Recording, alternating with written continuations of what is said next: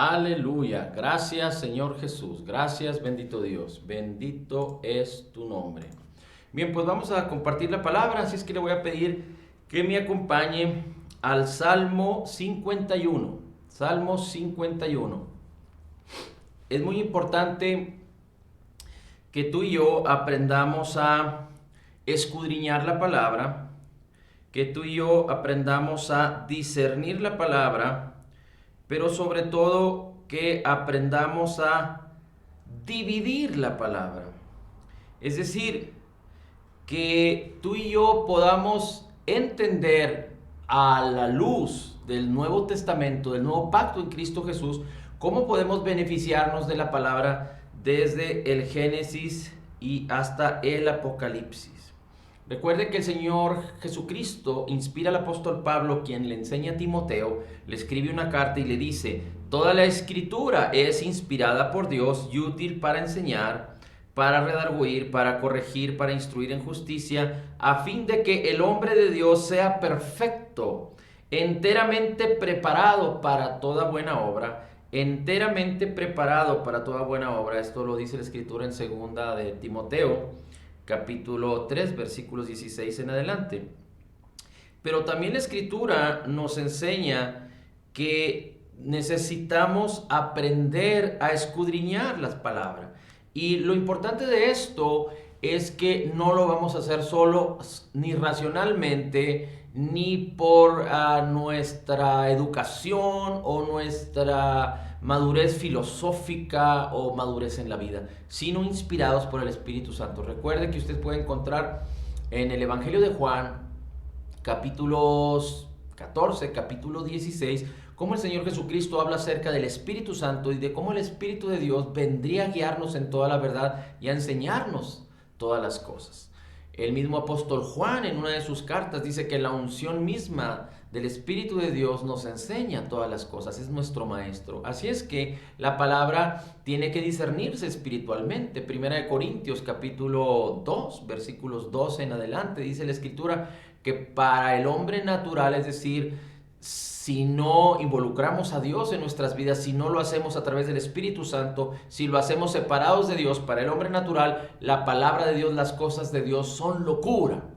Porque la palabra tiene que discernirse espiritualmente. ¿Quiénes pueden hacer este discernimiento? Solo los creyentes nacidos de nuevo, que han sido creados en la justicia y santidad de la verdad, y el Espíritu de Dios mora en nosotros y tenemos el bautismo del Espíritu y la unción del Espíritu Santo. No es para los líderes solamente, digámoslo así, no es para los pastores, no es para los apóstoles, no es para los ancianos de las iglesias, es para todo creyente nacido de nuevo que se deje guiar por la mano del Señor, que aprenda a discernir la escritura, a entender, a conocer, a creer correctamente la palabra. Hay muchos que se dicen conocedores de las escrituras, que escudriñan la palabra, que continuamente están cerca de la palabra de Dios, pero no la entienden. La Biblia tiene que entenderse correctamente. Así es que no importa que una persona profese ser cristiana y profese tener todos los estudios escatológicos y de la Biblia y tantos cursos y tantos doctorados de teología, etcétera. Si el creyente no aprende a conocer, a entender y a creer correctamente la palabra, de nada sirve todo esto. Definitivamente que necesitamos la palabra. Ahora, ¿por qué es importante esto? ¿Por qué es importante esto? Porque la palabra de Dios es viva y eficaz.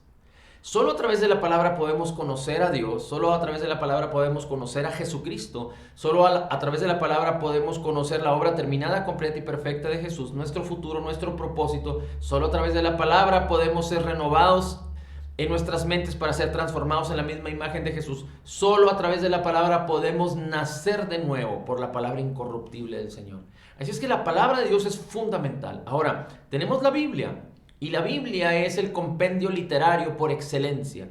No ha sido destruida, no ha sido invalidada por la excelencia misma de la Escritura.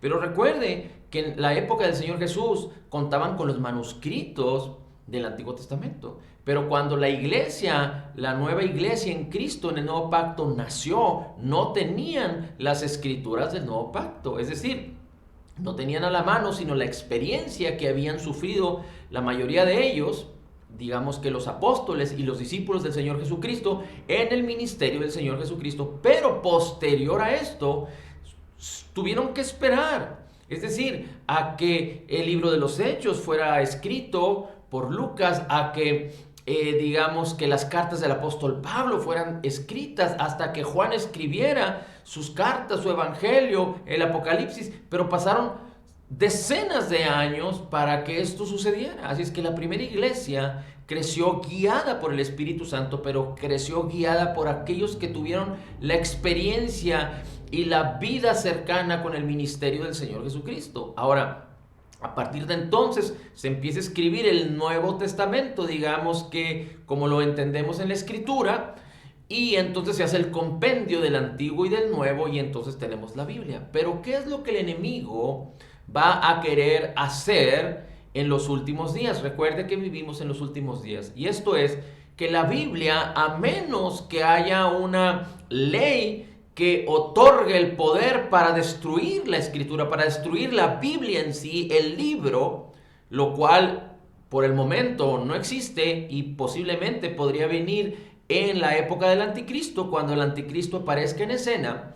Pero hoy por hoy, como esto no es posible, lo que va a hacer o lo que está intentando el diablo ya, y aún desde el principio, pero ahora con más fuerza y poder, es desacreditar la veracidad de la Biblia, desacreditar el significado correcto de la palabra, desacreditar la misma vida y el mismo espíritu de la palabra. ¿Y cómo lo hace? A través de las mentiras, de los engaños, a través de la religiosidad. Si algo se opuso al corazón de Dios y a la gracia de nuestro Señor, fue la religiosidad. Y la religiosidad tiene que ver con que el hombre quiera agradar a Dios y quiera merecer la bendición y la justicia de Dios por sus obras, por su entendimiento. Es decir, pensar en Dios de acuerdo a la manera del hombre, es hacer a Dios a la manera del hombre y no el propósito de Dios o el diseño de Dios, que es contrario, es hacer al hombre a la manera de Dios. Así es que cuando la Biblia no se entiende, entonces la Biblia no puede ejercer su vida, su provecho, su valor, su eficacia en la vida de las personas. Y nosotros como creyentes necesitamos aprender a discernir, aprender a dividir. Dividir tiene que ver con cómo considerar la Escritura y entender cuándo fue escrita para otro pacto, que no es el nuevo pacto en Cristo, y cómo podemos beneficiarnos a la luz del nuevo pacto en Cristo Jesús. Así es que vamos a ver un ejemplo, y este ejemplo está en el Salmo 51. Y dice la Escritura en el Salmo 51, y vamos a empezar en el versículo 51. Muchos cristianos hoy en día utilizan este salmo, como muchos otros, para dirigir sus vidas, pero de manera literal. Si el creyente se siente pecador, se concibe pecador, su conciencia le condena, su corazón le reprende, entonces el creyente no ha entendido la obra terminada, completa y perfecta de Jesús. Entonces el creyente no ha entendido que vive en el nuevo pacto en Cristo. Entonces el creyente no ha entendido que todos nuestros pecados fueron perdonados. Y el creyente, por lo tanto, no puede vivir a la manera de Dios en la vida abundante de Cristo. Y mire cómo dice el salmista. Y el salmista escribe salmos proféticos, pero también mesiánicos. Y esto que vamos a ver aquí tiene que ver con lo que Cristo ya hizo por nosotros en la cruz hace 2000 años, en su obra terminada. Dice el salmista, versículo 1, Salmo 51. Ten piedad de mí, oh Dios, conforme a tus misericordias, conforme a la multitud de tus piedades, borra mis rebeliones, lávame más y más de mi maldad y límpiame de mi pecado. Y desafortunadamente esto aún muchos creyentes lo piensan y lo siguen pensando, demeritando lo que Cristo Jesús ya hizo. ¿Por qué? Porque esto fue lo que Jesús hizo. Esto que estamos viendo en el versículo 1 es que Dios ya tuvo piedad de nosotros conforme a la abundancia de su gracia y su justicia, conforme a la multitud de sus piedades y misericordias, y borró nuestras rebeliones y nos lavó de toda maldad y limpió nuestro pecado. Ahora, no lo hizo en automático. Cristo Jesús tuvo que ir a la cruz a pagar en nuestro lugar. Cristo Jesús fue quebrantado. El castigo de nuestra paz fue sobre Él. Con su sangre nos limpió. Así es que esta porción de la Escritura ya se cumplió en Cristo. Por lo tanto, Dios ya respondió para que nosotros nunca volvamos a caer en este pensamiento. Pero en el entendido que Cristo ya hizo por nosotros esto. Versículo 2. Porque yo reconozco mis rebeliones y mi pecado está siempre delante de mí. Contra ti solo he pecado y he hecho lo malo delante de sus ojos, para que seas reconocido justo en tu palabra y tenido por puro en tu juicio. He aquí, en maldad he sido formado y en pecado me ha concebido mi madre. Esto es muy interesante porque esta porción de la Escritura en el versículo 2, 3, en el versículo más bien en el versículo 3, 4, 5, tiene que ver con el reconocimiento del hombre que es pecador. Cuando el hombre recibe a Jesús y puede entender la obra terminada, completa y perfecta de Jesús, cuando el hombre puede venir a Cristo para nacer de nuevo, necesita tener esta condición, necesita entender, necesita concebir y declarar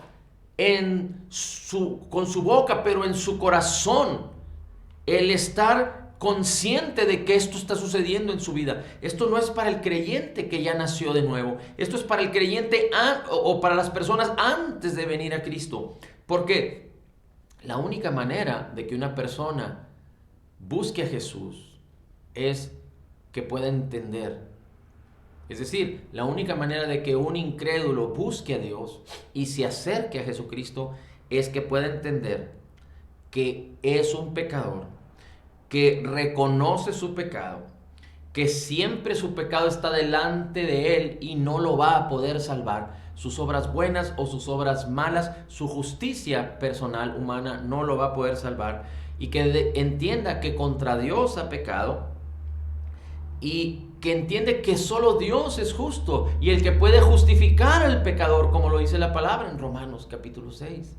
Solo Dios es justo y el que puede perdonar al pecador. Dice, he aquí, he sido formado en pecado, me concibió mi madre. Y no significa que su madre era una pecadora, como si dijéramos una mujer que vendía su cuerpo a otros hombres. No, lo que la palabra está diciendo aquí es que todos nacemos destituidos en pecado, destituidos de la gloria de Dios por causa de Adán. Así es que el salmista está diciendo aquí, yo nací con la naturaleza pecaminosa por la simiente de corrupción, por la simiente de pecado de Adán. Por eso en pecado fui concebido, porque la simiente de Adán es la que es la que transmite el pecado. Y cuando la simiente, y esto podríamos hablar de biología, cuando la simiente, cuando la semilla, cuando el esperma concibe el óvulo,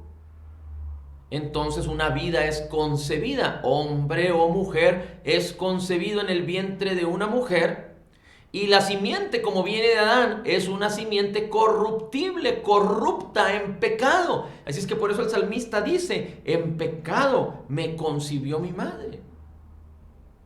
Eso es muy importante que lo entendamos, porque solo el hombre que entiende que fue concebido en pecado, que fue destituido por causa de la simiente corruptible de Adán, y que venimos de ser de Adán, del pecado, y que nacemos con una naturaleza pecaminosa, es la única persona que puede aspirar a ser renovado, recreado, nueva criatura en Cristo. Y solo a través de conocer y entender que el hombre es pecador, puede aspirar a ser salvado por un Salvador. Pero una vez que tú y yo fuimos salvados, porque nosotros estuvimos en esta condición y en esta actitud, pero una vez que fuimos salvados por Cristo, recreados en la justicia y santidad de la verdad, entonces ya no somos pecadores, ahora somos nuevas criaturas en Cristo, ahora somos hijos de Dios.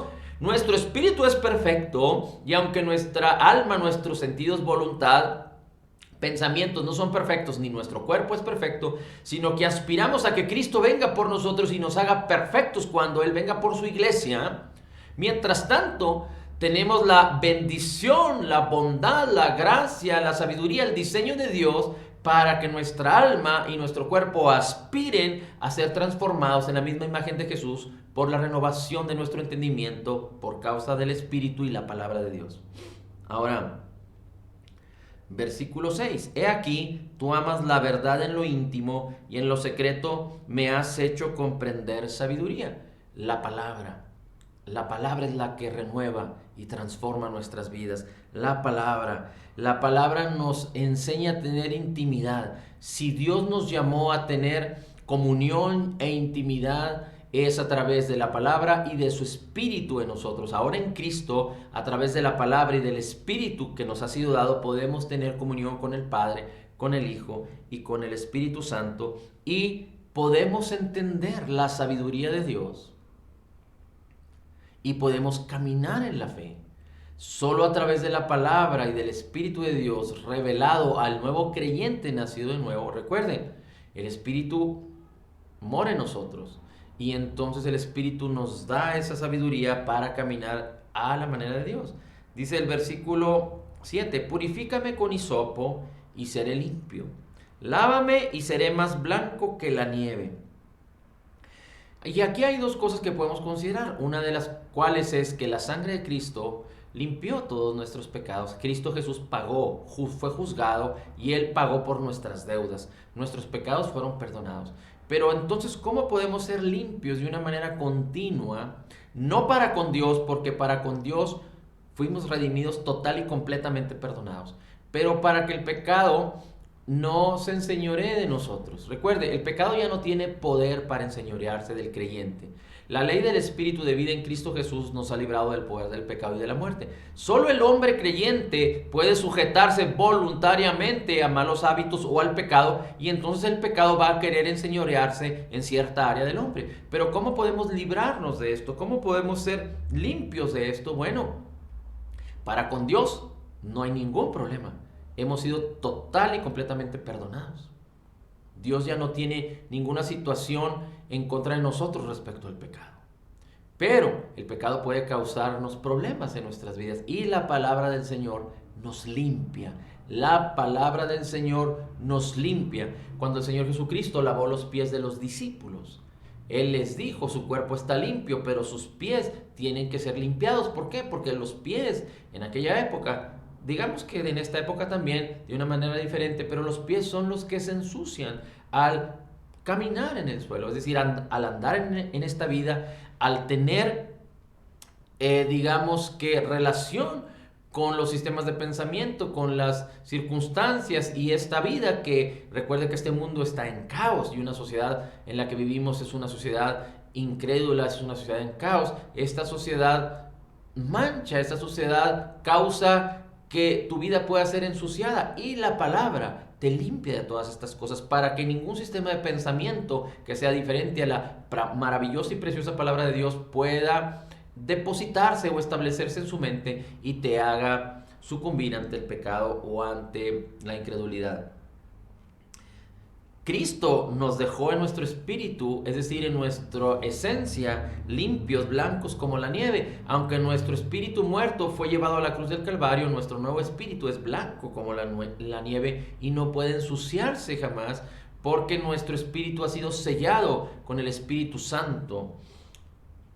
Dice versículo 8, hazme oír gozo y alegría, y se recrearán los huesos que has abatido. Esconde tu rostro de mis pecados y borra todas mis rebeliones. Esto fue lo que Cristo Jesús ya hizo por nosotros en la cruz del Calvario. Y dice la Escritura que Cristo, viendo el gozo delante de Él, dice, sufrió la cruz, sabiendo que cuando Él fuera sepultado y resucitara, todos aquellos que vinieran a Él por la fe serían recreados, serían salvados, serían restaurados, y el gozo de la libertad que tenemos en Cristo Jesús vendría a la vida del creyente. Recuerde, el gozo es fruto del Espíritu Santo.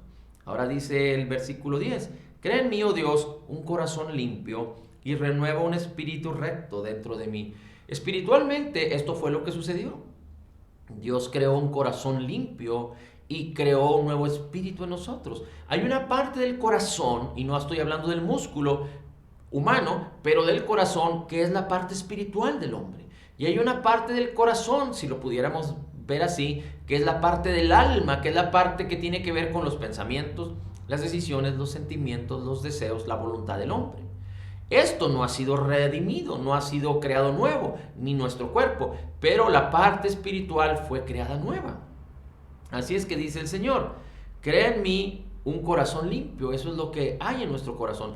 Pero hay una parte de nuestros deseos y nuestros sentidos que no ha sido creada nueva, en la cual puede quedar vulnerable. Si nos separamos de Dios, quedamos vulnerables a tener un corazón que nos engañe, que nos mienta, que busque el pecado, que busque la maldad. Porque recuerde, nuestra alma, la parte carnal de nuestra vida, fue inspirada, gobernada, programada con el pecado por todo el tiempo que vivimos separados de Dios. Y aún así, que aún seguimos teniendo relación con este mundo, podemos quedar vulnerables ante la incredulidad si nos descuidamos, si dejamos de poner nuestros ojos en Jesús.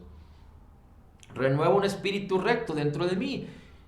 Él creó un nuevo espíritu en nosotros, Efesios 4:24, en la justicia y santidad de la verdad. No me eches de delante de mí y no quites de mí tu Santo Espíritu. Vuélveme el gozo de tu salvación y espíritu noble me sustente. ¿Qué fue lo que sucedió? En Cristo Jesús, que Él nos salvó, para siempre nos salvó. En su obra terminada, completa y perfecta nos salvó, porque Él es nuestro Señor y nuestro Salvador. En Él estamos confiados. Él creó en nosotros un nuevo espíritu y nunca nos dejará y nunca nos abandonará, como lo dice Hebreos capítulo 10, Hebreos capítulo 8. Este es el pacto que haré con ellos. Nunca más me apartaré de ellos, nunca más consideraré sus pecados y de sus transgresiones.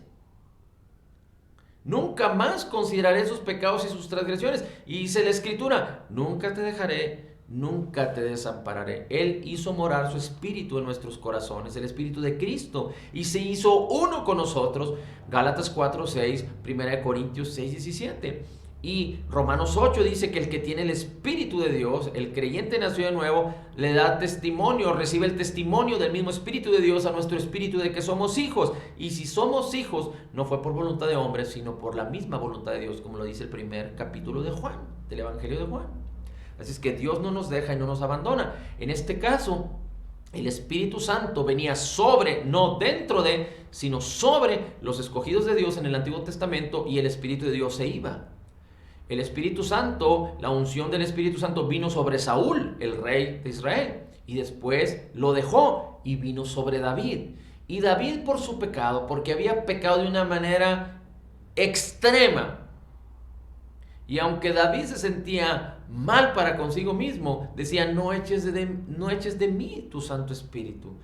Y el Señor nunca quitó la unción, el Espíritu Santo de Dios, el bautismo del Espíritu Santo, por decirlo así, aunque esto se conoce más en el Nuevo Testamento, pero la unción de Dios nunca la echó de David, aunque David pecó en extremo, pero Dios no se apartó de él, porque David reconoció su pecado. Ahora, el creyente nacido de nuevo no puede tener conciencia de pecado, ni puede permitir que su corazón le reprenda, porque si entonces el creyente reconoce su pecado y su corazón le reprende en el sentido de que su conciencia le condene, entonces el creyente no ha entendido el poder del perdón en la obra terminada, completa y perfecta de Jesús. Sin embargo, si el creyente sabe que está haciendo mal, tiene que entender que el Espíritu de Dios no se separa de nosotros. Tiene que entender que Dios no deja de amarnos. Tiene que entender que no hay ningún problema respecto a nuestra relación con Dios. Aunque el pecado nos afecta a nosotros, pero tenemos que entender que el Espíritu de Dios y la palabra están listas para ayudarnos, Porque el pecado ya no tiene poder y señorío, aunque nos quiere engañar y nos quiera hacer creer que sí tiene poder, no lo tiene. Porque Cristo nos liberó de la potestad del pecado, del poder del pecado y de la muerte. Así es que entender que tenemos un mal hábito, que estamos incurriendo en algo equivocado, que podríamos llamarle pecado, porque lo que no procede de fe es pecado.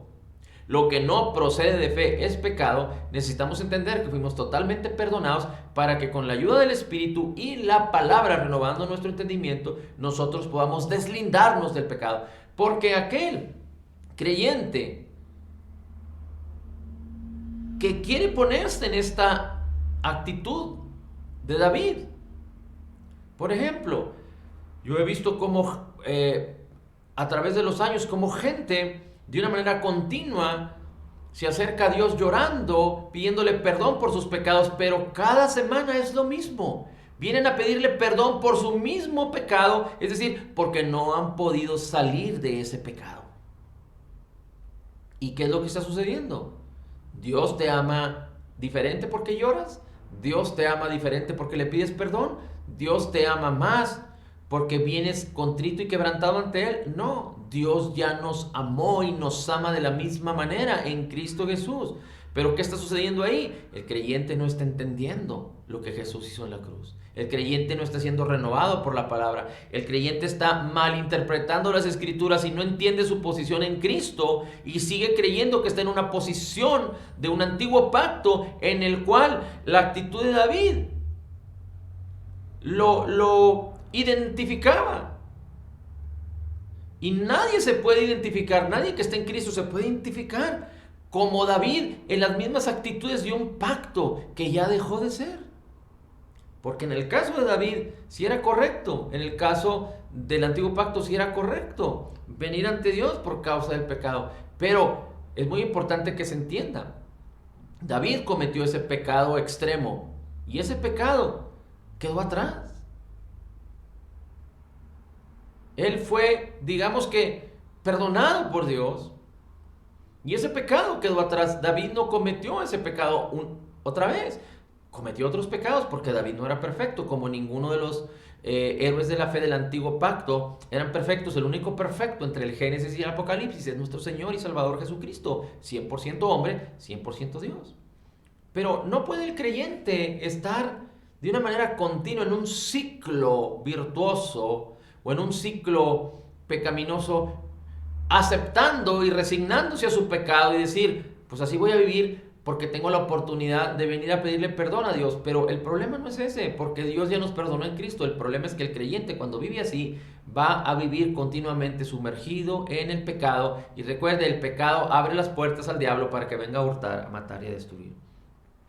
Entonces, cuando el creyente nace de nuevo y entiende cómo ha traspasado de un antiguo pacto a un nuevo pacto por causa de la fe de Jesús, no por nuestras obras, entonces dice la Escritura, versículo 13, entonces enseñaré a los transgresores tu camino y a los pecadores se convertirán a ti.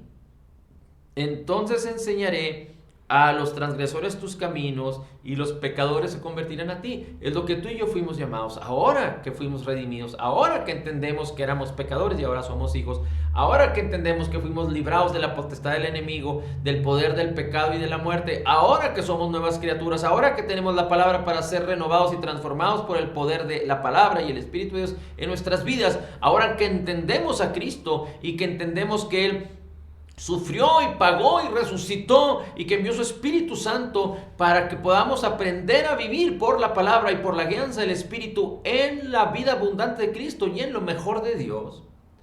Ahora que somos nuevos creyentes en Cristo Jesús y vivimos por la fe de Jesús, podemos enseñar el Evangelio de una manera correcta, enseñar a los transgresores, como dice el Salmo 51.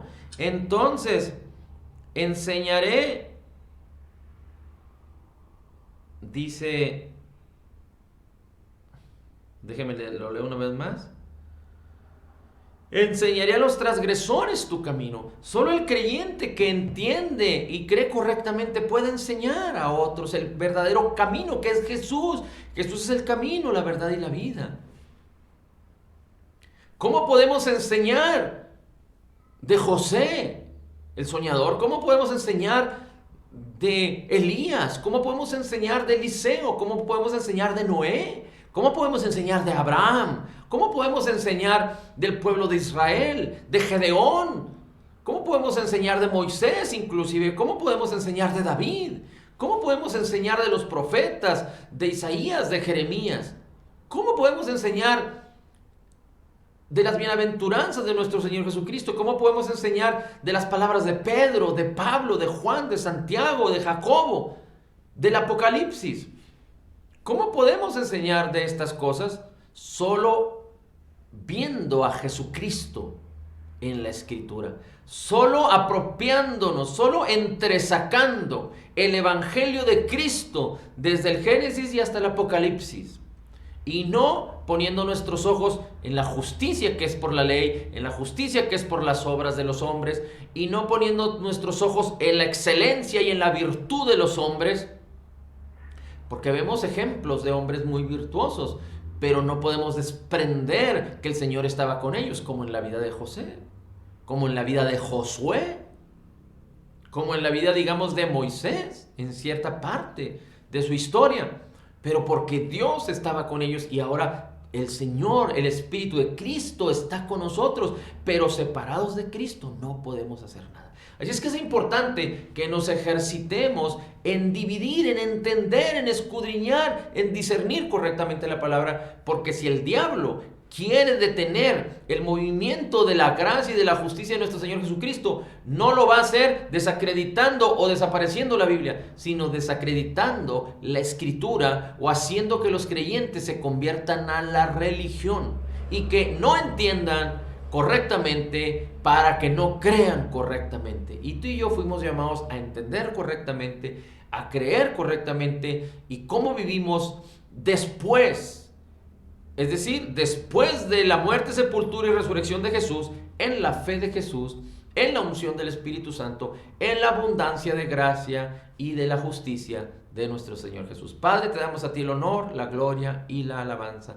Bendito sea tu nombre. En Cristo Jesús declaramos que somos total y completamente perdonados y sanados, perfectamente justificados, altamente favorecidos, profundamente amados, grandemente bendecidos, más que vencedores en Cristo Jesús. Como Jesús es, así somos nosotros en este mundo. Somos la justicia de Dios en Cristo. Recibiendo de la abundancia de tu gracia y del regalo gratuito de tu justicia, podemos declarar: todo lo puedo en Cristo que me fortalece. Amén, amén y amén.